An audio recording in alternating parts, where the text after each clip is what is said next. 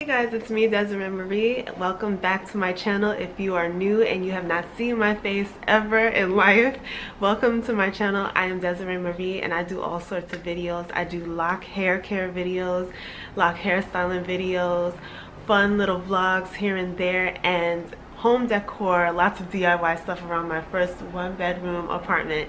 But today, as you see by the title, I am going to be doing a little Q&A, some of the questions that I've gotten concerning my locks, my hair, things that I plan to do in the future, and so on. So if you are interested in any of those types of videos, definitely do subscribe and join the crew. But welcome back, crew, who I call my subbies. Welcome back to another video. I'm just gonna get right into the questions that you guys have been asking me, and I thought, okay, it's been a while since I've done a Q&A video, so let's just address these questions once and for all and get them out there for you guys. So let's go. All right, so if you see me looking down, yes, I wrote down the questions that you guys have asked me and I want to address them here. So if you keep seeing me looking down, that's why I'm looking at the questions, answering the questions, and so forth. But anyway, the first question that I got is, are you still semi-freeforming? And if you guys don't know what semi-freeforming is, that is pretty much going without retwisting for a long period of time so that your roots could be stronger and you're just not obsessed with the super neat look. Am I semi-free-forming right now? The answer is no. Right now I am trying to play catch up, because I did semi-free-form a few months ago, and I feel like I've been semi-free-forming because every time I do the retwist, it like unravels within a week or two and it looks like I didn't do anything in the first place. So right now I'm trying to maintain my retwist so that my retwist will become a lock. So I am twisting every, say, 3 weeks. Is what I'm going to start doing, not for a long period of time, but just for now, because I have roots that have not been retwisted and locked in a while. They have not been locked, so right now I'm trying to get my roots, and I have like a lot of new growth. I'm trying to get that new growth to lock. So I feel like if I retwist it every 3 weeks, it will catch up and start going through the different stages that a natural lock goes through, like the budding, the shedding. You know, I want that new growth to get all the shedding hairs, and you know, I want it to form. I want it to form as a lock instead of just my stringy roots. I believe that is why a lot of people suffer from like thinning along their locks. Like they realize, okay, one part of their locks are thinner than the rest. That might be because of going a long period of time without retwisting. So yeah, what you end up with is pretty much roots, a lot of roots that have not been retwisted, and it has not thickened up as a actual lock would. So I'm trying to play catch up, but right now I'm not semi-free forming. I am trying to play catch up pretty much. And as far as the neat look, I am into that right now. It is summertime and I do want my roots, you know, clear. I want my scalp to be open so that I can feel cool and so forth. So hoping that my last retwist lasts a long time. So far it looks like it has held up and my last retwist was last week. All right, the next question is, what do you think about interlocking? Interlocking honestly has scared me because of the fact that you have to be so precise in how you do it. Like if you don't interlock the right way, you can potentially damage your lock. So me, I don't trust myself enough to do it on myself. So I don't do it at all unless I know everything there is to know about interlocking and getting the perfect results. I'm not doing it at all. I have seen someone whose mother interlocked her hair, a little girl, her mom interlocked her hair and she ended up with holes at the roots of her hair, of her lock, and that it made me want to cry because the girl's locks are pretty much ruined. I don't know how the woman did this, but she, all right, so there was like a lock and like at the root it was like like a hole. Like you can push your finger right through the hole. And it looked like she didn't complete it. So I'm not trying to do that. I feel like it does work for those that do know how to do it and have active lifestyles, who work out a lot, who sweat a lot, and they want to maintain a neat look. Also, if you are doing sister locks, which are very thin locks, that works well for that. Yeah, it maintains your hair, it makes it look neater for a longer period of time. However, I have heard that it does thin your hair. It does cause for your hair to look thinner, and it actually thins out your hair, creating weak spots along the lock. So the question that you may have, will I ever interlock? Right now, no, but I do have an interest in interlocking a few locks that have been problem locks, that have not locked. Like my two, like these two locks right there always seem to unravel, and it's just like a bunch of new growth just there. It never like really locks as much as I retwist it.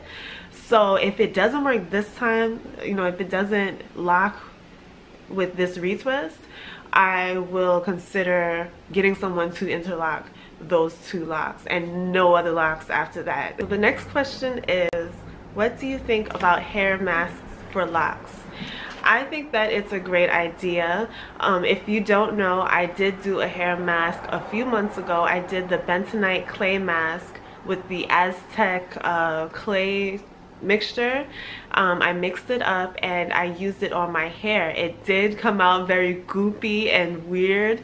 It was a messy process, but once I got it on my hair and I allowed it to stay on my head and really went through the process according to the directions, I did, you know, I think it was a good idea for me to do.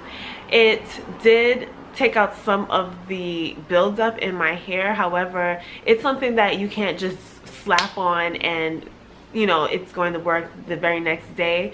It's something that you have to continue. It's more like a process type of thing. So, you know, you could do the mask, you know, say, you know, August 1st, and come back and do another mask a few weeks or maybe a month or two later.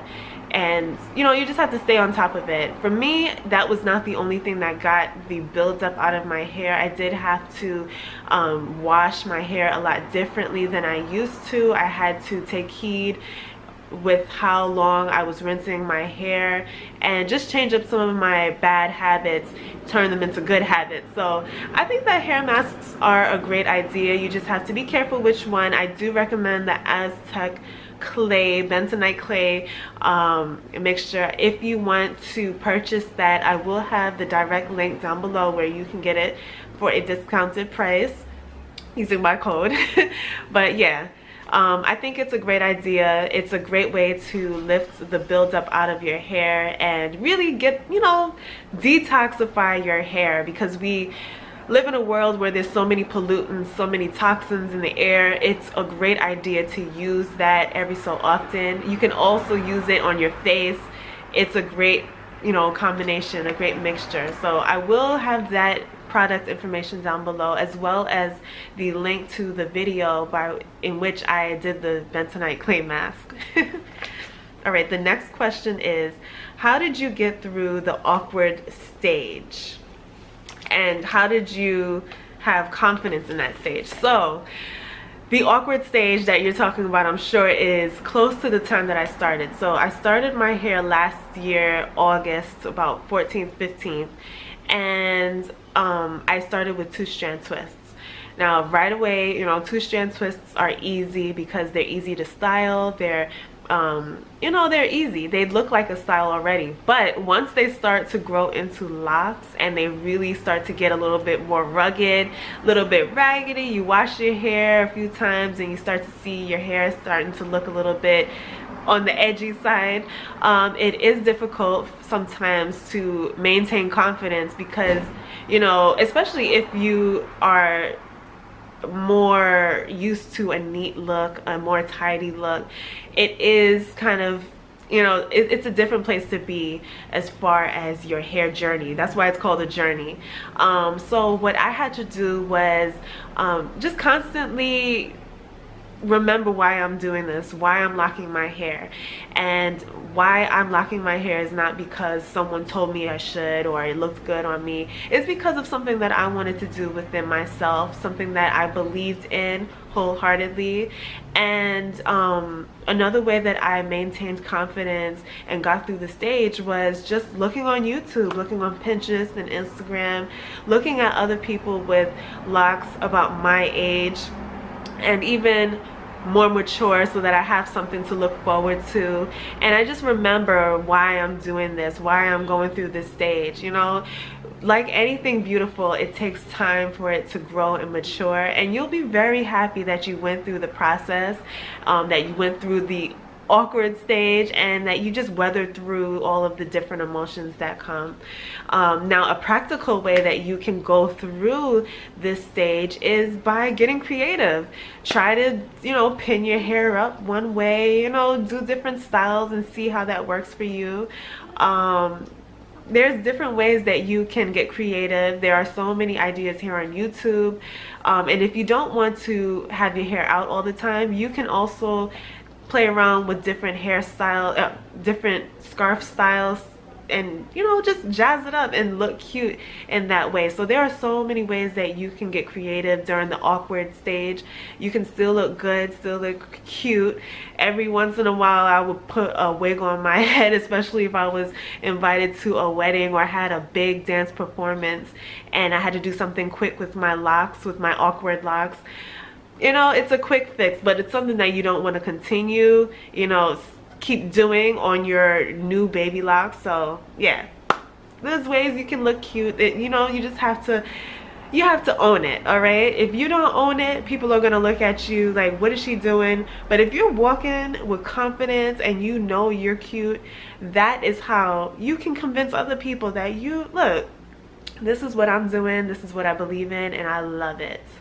You know, you have to own it as you walk and move forward and enjoy it. Be your own cheerleader. Tell yourself every day, look, I can do this. I can do this even on my worst days. I love this. This is why I'm doing it. I'm doing it because X, Y, Z. You can do it. You can do it. It's only but a season. After that year, I'm telling you, you will be so happy that you stayed the course. Your hair is going to flourish and move forward and grow so nicely. So yeah, girl, you can do it. Okay, so the next question is, if you would ever cut your hair, what would you do next? That is a good question. That's actually something that I was thinking of. That's something I've been thinking of. If I was not locked, I would probably cut my hair into a cut. I don't know how it would look with my face, but I really love the way that a tapered cut looks, which is when the back is cut and there's like a little bit of curliness on top and the sides are shaven. I love that, and I love it even more when like there's some kind of like parts, like cut parts on the sides.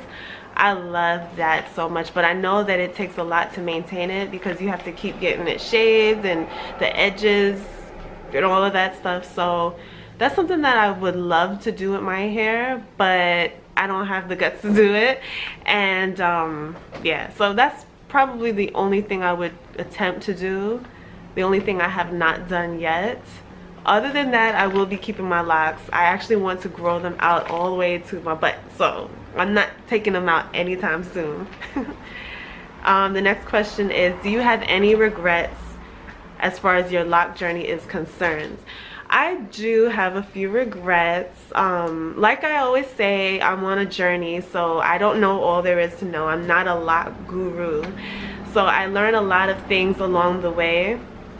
And I would say that if I can do it over again, I would start my hair on shorter, or start my locks on shorter hair. What I did was I started my locks on long hair. My hair is actually, when it was pulled straight, I think it was about maybe this length or a little bit longer. And so when I locked my hair, I 2-strand twisted it to lock it. It shriveled up and so forth. But I would start it on shorter hair only because I think that shorter hair thickens up quicker.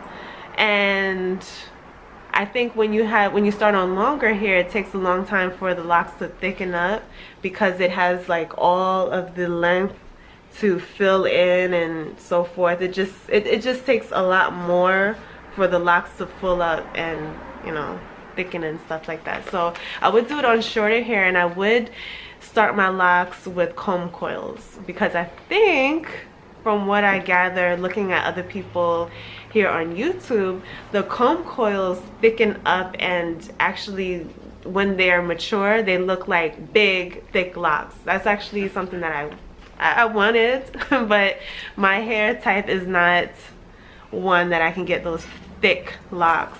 So I'm okay with that. That's all right. But if I could do it over again, I would experiment starting it off with a different method. All right, another question is, will you color your locks? I have been thinking of that as well. In my imagination, I see myself with blonde hair, but that may not be something that would be healthy for my hair. If you don't know, before I locked my hair, I had my loose natural hair out, and I had like blonde tips because first I dyed the whole thing honey blonde and it started to grow out, and I had like this ombre, like dark roots and blonde tips, and it was so cute. It was so cute. Every time I did my hair, it came out nice. It had more personality. It reflected me. I don't like boring hair, so it really made my looks look a little bit more jazzed up, more funky. I dream of blonde hair again, but I don't want to damage my hair.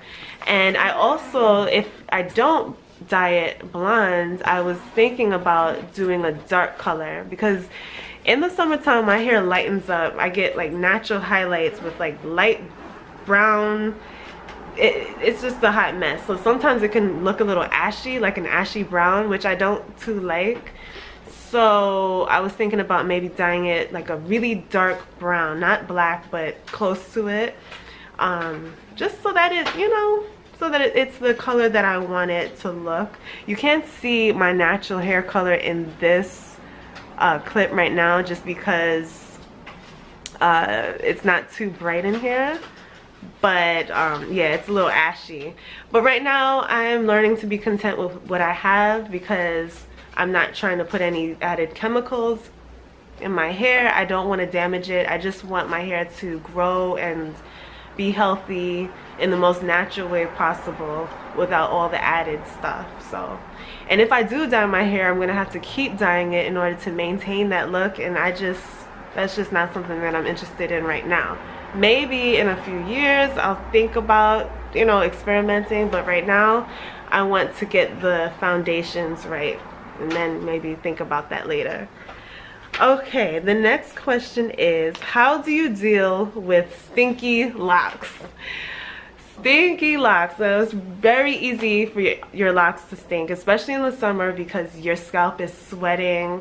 If you're active and you know, do a lot of workouts and stuff, it's easy for your hair to stink because of all of the sweat, and oh, it's just a mess because your locks are also trapping in things as well. It is a good practice to wash your hair once every few weeks, to keep on top of that. What I do, what I have done since the beginning of the summer was get peppermint oil, and I mixed the peppermint oil with a jojoba oil, and I found that that mixture kind of made my scalp feel more refreshed, and it smelled pepperminty. But you can also experiment with other oils as well. There are plenty other oils that you can try that smell very good. Yeah, you can try tea tree oil. Tea tree oil also has like a mentholy, minty, fresh smell and feel as well. There's different things. What do I have? Right now I'm using Jamaican lime. the Jamaican lime gel, and that smells so good. It's not an oil, but you know, you can try different things, see what works with your hair and how you like the smell. But the most important thing is to wash your hair, refresh it. If you are active, if you feel like your hair is getting stinky and it's sweating a lot, your scalp is going through a lot, wash your hair. Don't be afraid to wash it or refresh it with a little bit of spray here and there. So that's just a little tidbit. I'm sure there's so much more you can do. Guys, if you have any input, definitely do let us know down below so that we can, you know, implement those tips in the summertime. Okay, the next question is, all right, so I have a long question from a subby that got into my DMs. Yes, and this subby, it's a long message, says, hello Desiree Marie, how are you? I'm locked up and I need some tips, please. I have a huge lint problem. I used bentonite clay recently as I stumbled upon your video, and it pulled all the lint from in my locks too, right beneath the surface. Literally made it look worse than it was. I was unsure if I should do it again. I'm scared. I'm literally thinking about combing them all out and starting over, being extra cautious. It will be tough as I'm 10 months locked. Now, after doing so much research, I was led back to another one of your videos where you experienced the same issue. It would be greatly appreciated if you can help me out on how you got your hair to look beautiful again. I've tried ACV and hot water and baking soda, and it helped a bit, but not as much. I saw that using dye would be a great way to mask the lint, but I fear damage being done to my hair. Also, I saw using a Sharpie marker works, but I don't think that'll last very long. Please, I need your help. All right, so guys, I want you guys to add on to my comments. Tell us down below what you would do for this particular subby, because they're going through it right now. I understand your struggle. I mean, the lint buildup issue is the most annoying. It's so easy to get lint in your hair and for it to just spiderweb and unravel, no, not unravel, but ravel into your hair and get stuck, and just, it's annoying. It's annoying, especially when you try to get it out and it's not working. One person that I saw here on YouTube, she mentioned that sometimes, you know, what you can do is just look at your locks, see where the lint is, and just kind of like use your fingernail to get it out if it's on the surface. But if it's inside of the lock, don't do that, because you can create a weak spot. It's so difficult with lint, but if it is deeply embedded in your lock, there may be nothing you could do about it except dye your hair over the lint. I've seen so many people with the lint in their hair, it's almost inevitable. So if you are tired of all of the different things that you've tried doing, you've exhausted all of your options, dye your hair, and that should, you know, pretty much bring you back to normal. Yeah, but it's sad to say sometimes the lint will not go away, but you can do all that you could to prevent that from happening in the first place. And that can be accomplished by brushing your hair before styling your hair, before washing your hair, before even misting your hair. Brush your hair from the, you know, and allow the lint pieces to get, you know, brushed off, and make sure that it's clean. Also, cover your hair if you are doing, you know, cleaning around the house, if you're in a dusty area.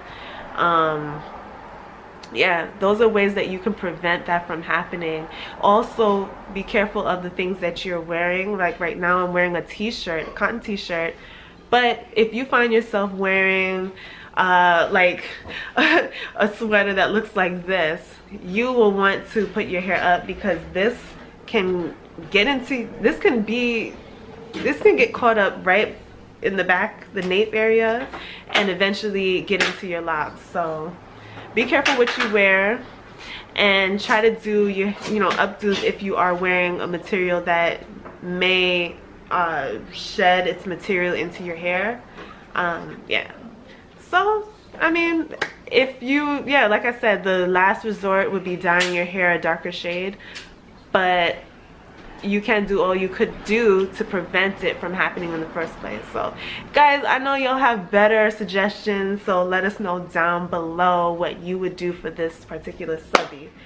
Also, another question that I got is, how involved should your boyfriend slash spouse be in your lock journey slash decisions? Now, you guys saw that I asked my boyfriend in my last video what he thought about my hair. That was not to get his approval on whether I should keep my locks or not. Obviously, he met me with locks, he likes locks. I'm gonna continue my locks, you know, and if I don't like these locks, I will try something different. Now, it's different if you're married, in my opinion. Like, this is conditional. This is, don't take my advice for law, but if you're married, you might want to ask your spouse, like, hey boo, like, what do you think about this and that, and see what they say, instead of like switching it up and like kind of scaring them and making them feel like they're married to a whole different person. It is your hair at the end of the day, so you want to be happy with whatever you choose.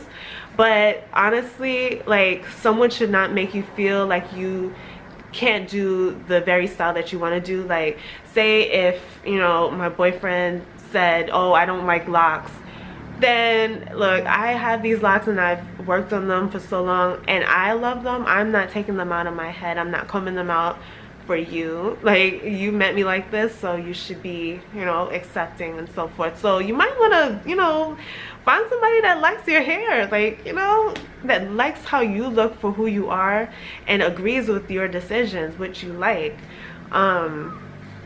Yeah, and they'll get over it after a while if they don't, you know, and if they don't, then someone else will. Someone else will love you for who you are and all the crazy decisions that you make for your hair. If you want to dye your hair blue or dye it pink, they'll love you just for who you are. The right person will love you just for who you are, what's inside, rather than this, okay? So that just about wraps up the entire lock Q&A video. I hope that you guys were thoroughly enjoyed this video, this little sit down chit chat video. I've been wanting to do this for a few days now, and I'm glad that I finally sat down and did it. If you guys have any extra questions as far as locks are concerned, definitely do let us know down below so that we can answer and contribute to conversation. Also, do let us know down below if you have any extra pieces of advice for any of these questions. Let us know down below. But as always, guys, thank you for watching. I love each and every one of you. Subscribe if you're not subscribed. Yes, you, I'm talking to you. And turn on your notifications so that you see my face every day, because I upload every day, okay? But anyway, guys, thank you for watching. I love you so much, and I will see you in the next video. Later, guys. Bye.